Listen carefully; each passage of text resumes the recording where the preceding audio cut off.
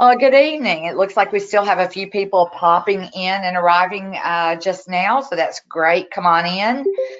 We've got everyone muted at the moment so that we keep down our background noise. And if you are just getting in, the tool bar that's on the right-hand side of your screen, there is a red arrow at the top. And if you'll hit that red arrow, that will minimize that screen so that you can see all of Julie's presentation.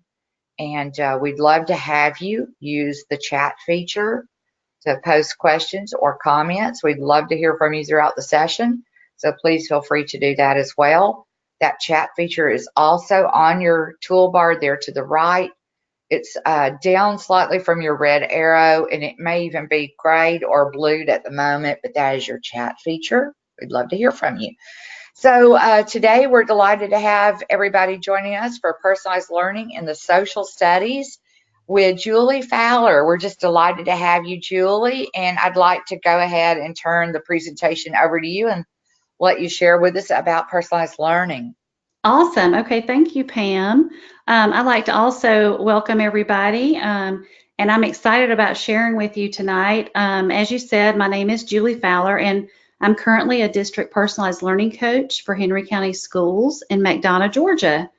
I also do educational consulting on the side as well. I would like to specifically thank the Social Studies School Service team for inviting me to speak with you tonight. So let's get started. So that we are focused and clear about where we're headed tonight, I have a driving question for our session. How can I, as an educator, equip myself and others to create social studies learning experiences that are personalized for students? Our learning targets are: 1, I can define personalized learning in my own words, and 2, I can explain how personalized learning can be used as an effective strategy for delivering social studies content. So before we go any further, I want to clarify what personalized learning is not, because there are a lot of misconceptions out there. It is not putting kids on a computer to receive instruction. There are lots of different programs that take their current state testing data, perhaps, and create a pathway of learning to fill gaps. That is a tool for filling gaps. It is not personalized learning. It is also not kids working on anything and everything they want. Everything is focused on mastering the standards that are required. Thirdly, it is not chaos, despite what you've heard. Students are collaborating and learning together. Conversation is related to the content, and evidence of mastery is fluid, requiring ongoing feedback. And lastly, it is not a separate time of the day. That is oftentimes what I've heard some teachers say, is that, oh, well, I'm going to do that when I'm doing my personalized learning time. Personalized learning should be within your already set structure.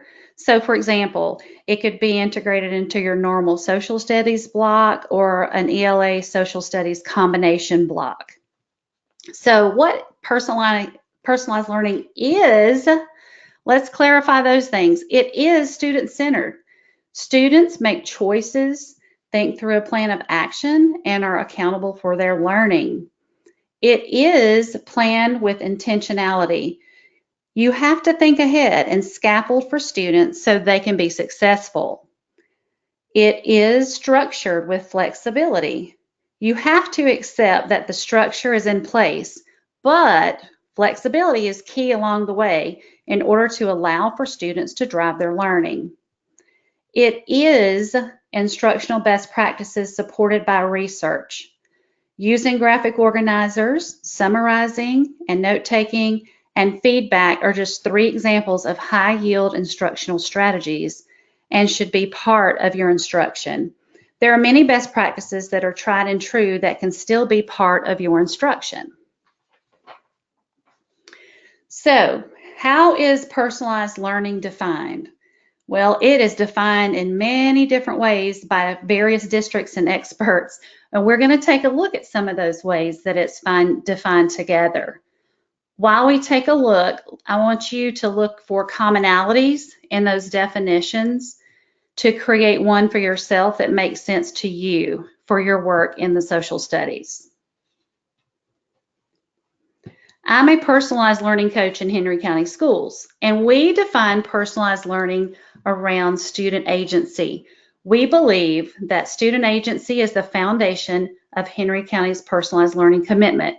Student agency refers to the responsibility students have to make important decisions in their own learning experiences. We believe that schools should foster student ownership of learning, not accept passive participation in the learning experience. Students with high agency are aware of their strengths, needs, wants, and goals, are clear on the learning expectations and how to meet them, and are resourceful learners who seek information and build skills they need to be successful in college, career, and life. Student agency is a terminology that is key to the foundation of our district. When you hear agency, picture students advocating for themselves, proposing options for demonstrations of mastery, and really owning the process of learning. You'll hear more about this from a couple of my favorite authors momentarily. INACOL is a national group that drives the work of personalized learning and competency-based policy and transformation. It defines personalized learning as tailoring learning for each student's strengths, needs, and interests, including enabling student voice and choice in what, how, when, and where they learn, to provide flexibility and supports to ensure mastery of the highest standards possible. John Spencer and A.J. Giuliani, authors of the book Empower: What Happens When Students Own Their Learning, do not exactly have a definition of personalized learning. However, they allude to a personal, powerful experience for each and every student throughout their book. By giving students more control of what they're learning and how they are learning it, you empower them to become lifelong learners and prepare them for whatever the world may throw at them. Within personalized learning, you will often hear the term student agency, as you did within my district's definition. Spencer and Giuliani explain the continuum with a simple visual that, in my opinion, has high impact. All too often, we structure learning for students with compliance as the foundation.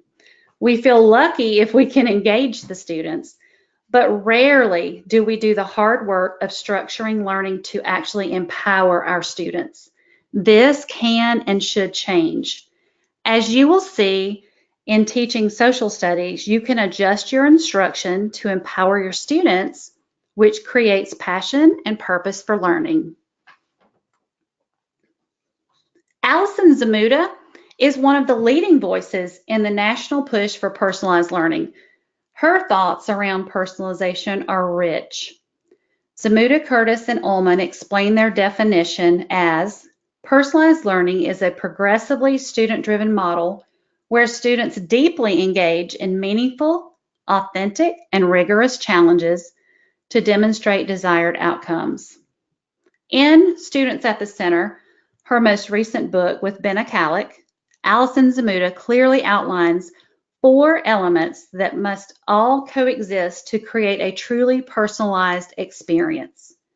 It has really helped to wrap our heads around what this should look and sound like in a classroom for teachers and for students. In the top left corner, you'll see voice. Voice is the student's involvement and engagement in what and how the learning and how of learning early in the process.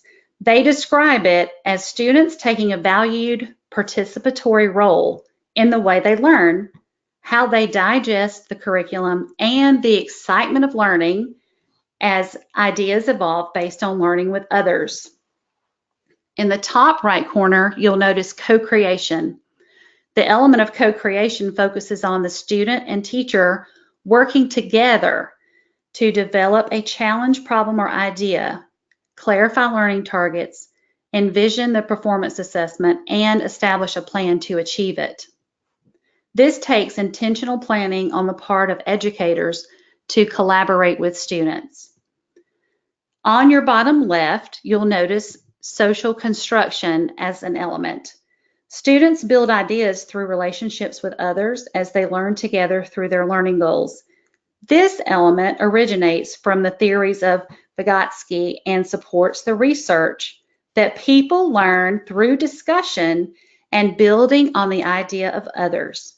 Students experience the power of relationships and learn that the whole is greater than the sum of its parts. And lastly, in the bottom right corner is self-discovery. Students must understand themselves as learners. What are their strengths, weaknesses, and how to work with others that have different skill sets to enhance their own.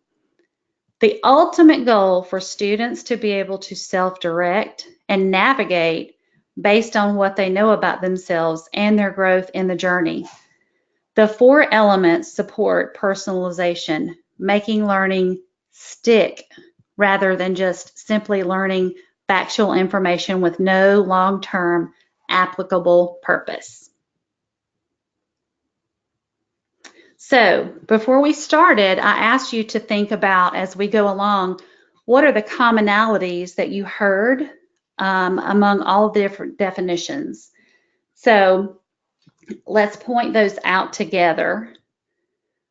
Student agency is one of the main elements that you will hear over and over and over, and it is the foundational piece of personalization.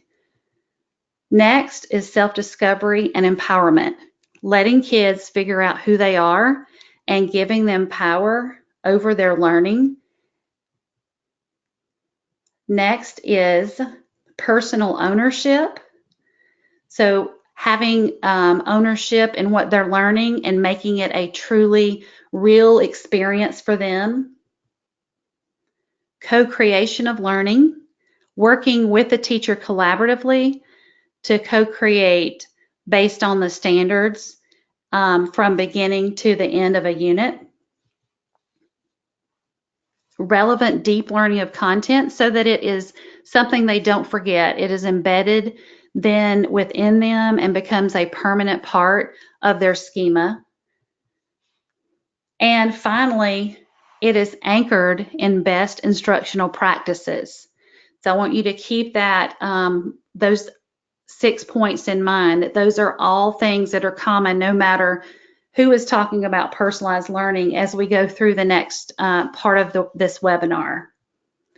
And I had to have a visual of an anchor because I feel like sometimes that personalized learning, people think it's separate, as I mentioned before, but it's not. The rigor is certainly there to align with the rigor of the standard. Inquiry is throughout in the form of discovery and discussion with others. Students still get what they need throughout differentiation of reading passages related to the content during small group reading instruction, which we all know is critical. Teachers formatively check for understanding along the way and give feedback. These foundational best practices do not change. Rather, you train students to always go back to a driving question, just like we had at the beginning of our session, and to think through the learning process for themselves. The teacher's role is ever changing from direct instructor to facilitator of learning, with the importance of student-centered learning on the forefront. Okay, let's take a closer look really quickly at student agency. So as we move forward with examples within social studies, you can think about how student agency options are provided, many times allowing for student expression and giving students choices in how they show what they know are considered terrific examples of agency. Notice here that the choices of student expression and student choices are actually the bare minimum of agency. Co-creation is a much more significant step. This happens when students ask questions based on interests and wonders of the standards being taught.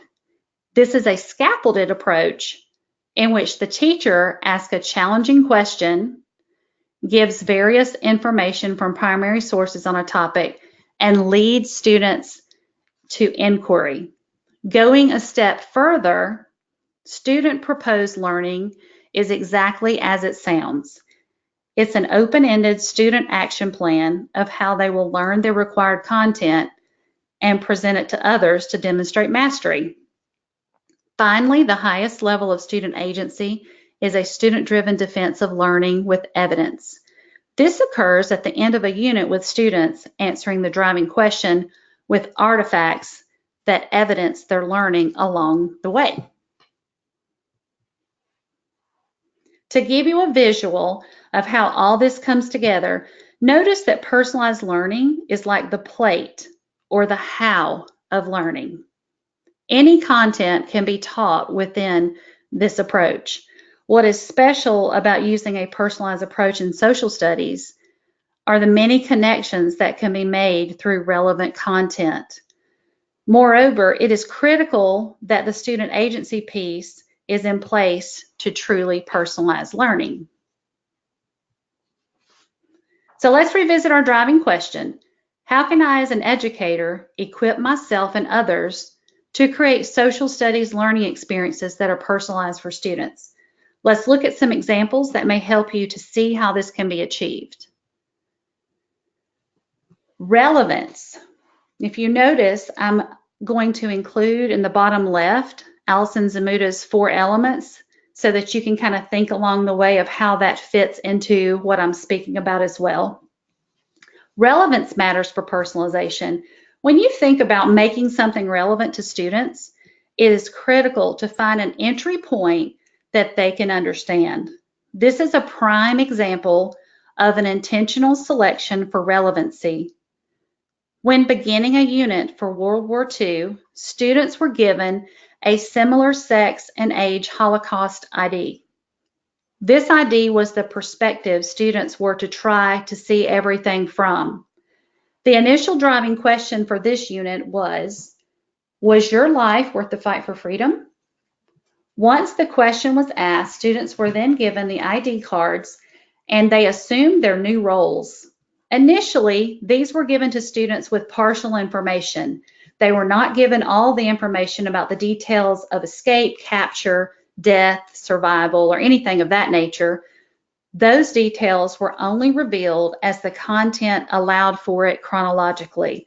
In the midst of their new identity, they had to process the events of World War II, such as D-Day and Iwo Jima, relative to the freedom of themselves and their new identity.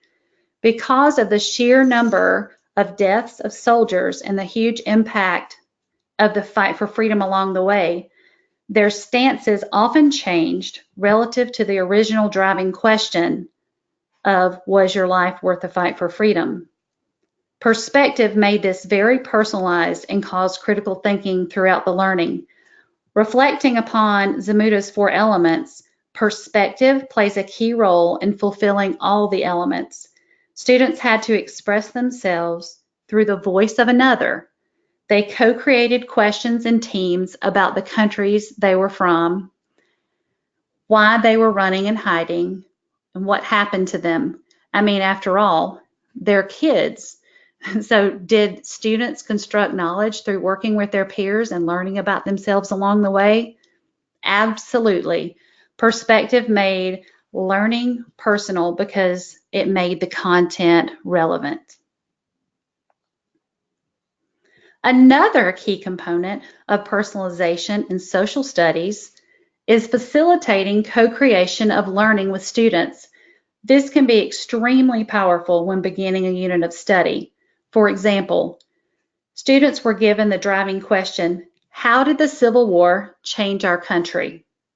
They worked individually to create what they wondered based on the driving question. Once they had several questions, they met with a small group and narrowed it down to what they considered the most important questions for the team. The group shared their questions and the teacher charted them in front of the room. Notice there is space left between them for answers they find as they learn. And as you look at the list, there are many questions that directly align to the standards required.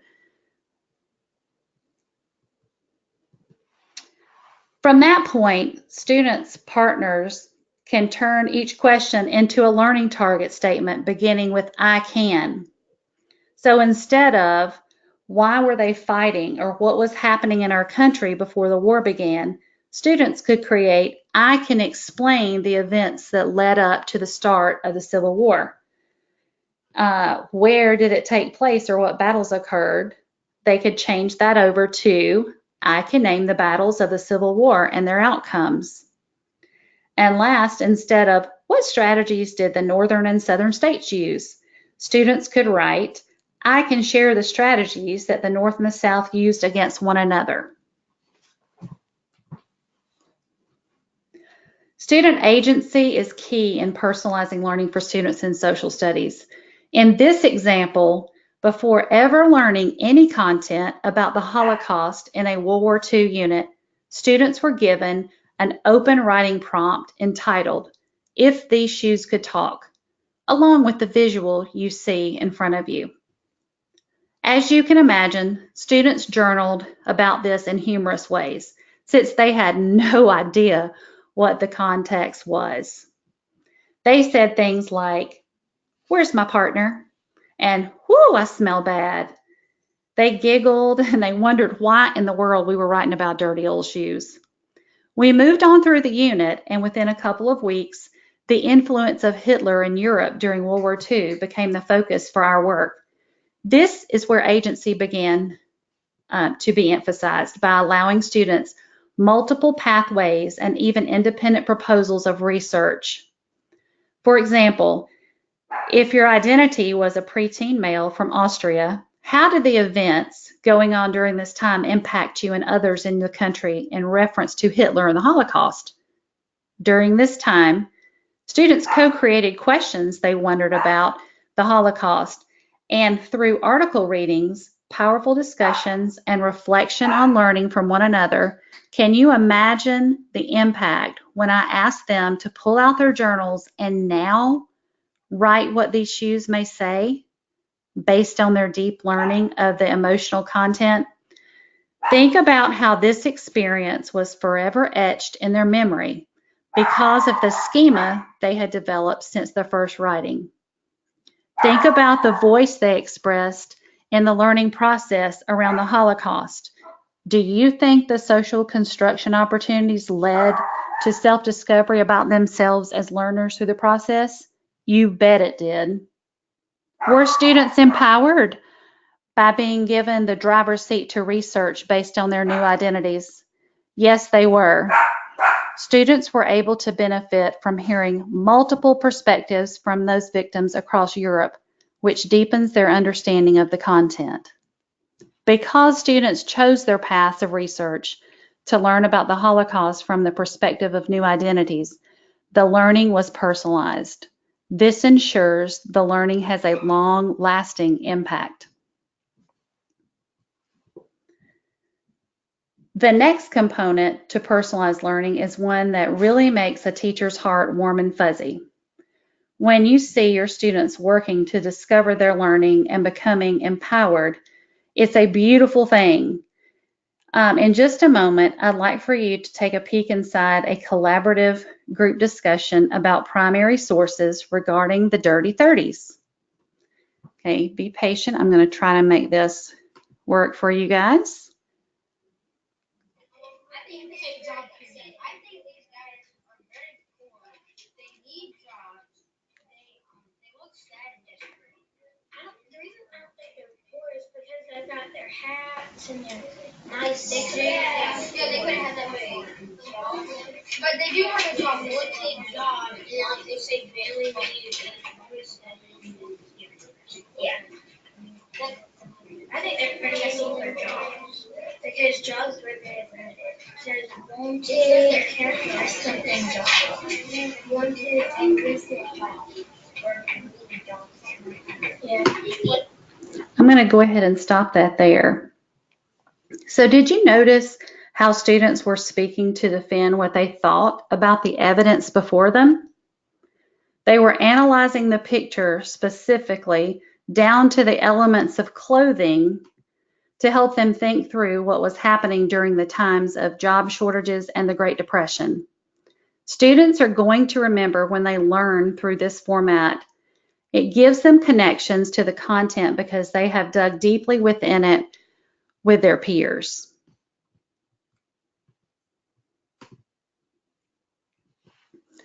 Many people think student agency is the same thing as personal ownership.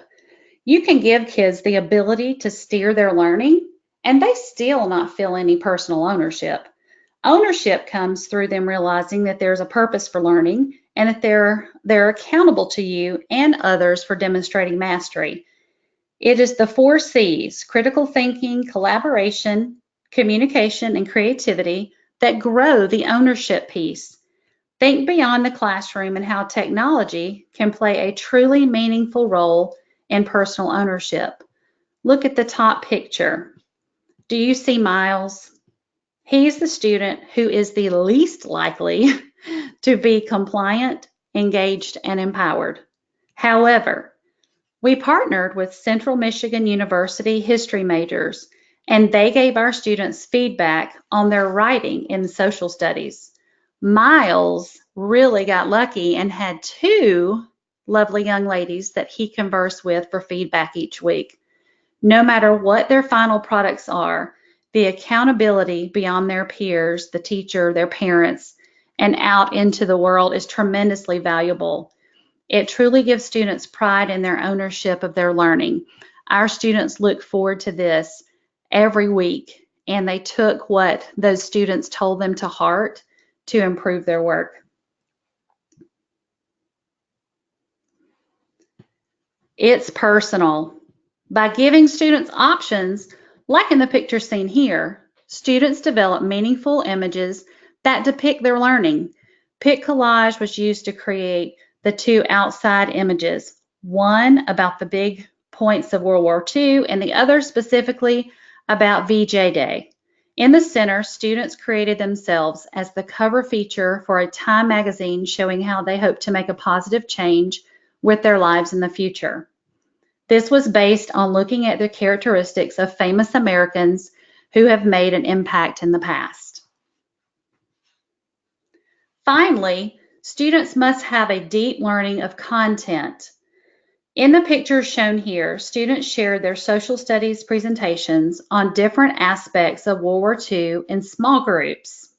The participating adults from outside the school were amazed at how well they understood their particular aspects of World War II, which were advancements in weaponry and medical advancements within the larger scope of the war as a whole. This deep learning did not happen by accident. The best practices for collaboration with peers deepened it along the way through Socratic seminars, critical friends protocols, and other feedback practices. So, going back to our driving question as we close, how can I, as an educator, equip myself and others to create social studies learning experiences that are personalized for students? Okay. What do you personally commit to moving forward based on what you've learned in this session? I'd like for you to tweet your commitment statement using the hashtag PLLNSS for personalized learning in social studies. Thank you so much for attending my webinar. I appreciate the great team at Social Studies School Service for the invitation to share with you this evening. I hope you benefited from the time you invested and would love to speak with you further if you have a question or would like a thought partner in the future. Please follow me on Twitter at JulesRules71 so that I can learn from you as well. Have a fabulous night.